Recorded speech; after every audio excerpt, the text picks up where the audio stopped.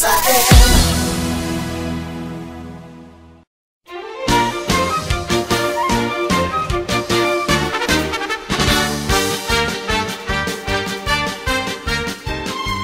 מאזינות ומאזינים, שלום לכם.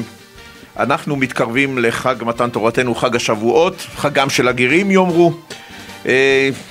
והיום נדבר בנושא הבעיה הכאובה ובניסיונות לפתרון הבעיה, בעיית הגיור. ואני רוצה קודם כל להודות לעורכת ולמפיקה שלנו, לאורנית אור, ולטכנאי השידור הראל דוידוביץ'.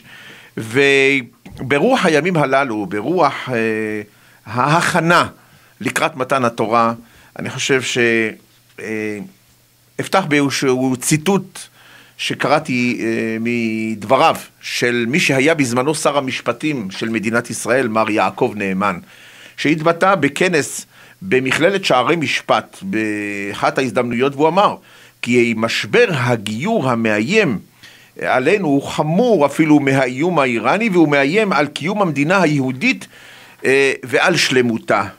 והבעיה הזו מלווה אותנו כבר מספר שנים. הגיור לא חדש בישראל, ימיו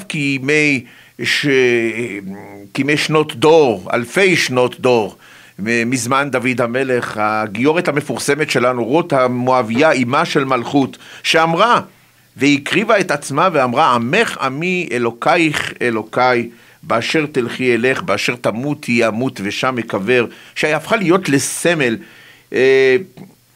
אנחנו עדיין בימינו, עקב גלי העלייה הגדולים שעלו כאן ובמיוחד מברית המועצות, מתמודדים בבעיית הגיור ואי פתרון בעיית הגיור. אבל צריך לזכור ולדעת, מאזינות ומאזינים, שהמשוואה של אי פתרון בעיית הגיור, תוצאתה התבוללות. ישנה לצערנו התבוללות בעם ישראל יום יום, שעה שעה, בין מיטב הנוער, בחורים ובחורות, ישראלים לכל דבר, משרתים בצבא הגנה לישראל, לומדים יחד, מכירים, אוהבים האחד את השני ואין מעצור. השאלה מה אנחנו עושים? השאלה האם יש פתרון לבעיה הזו? השאלה אם הפתרון הוא דרך גיור. יש כאלה שיאמרו כן, יש כאלה שיאמרו דווקא לא. יש כאלה שמצדדים בעד, והמחלוקות רבות.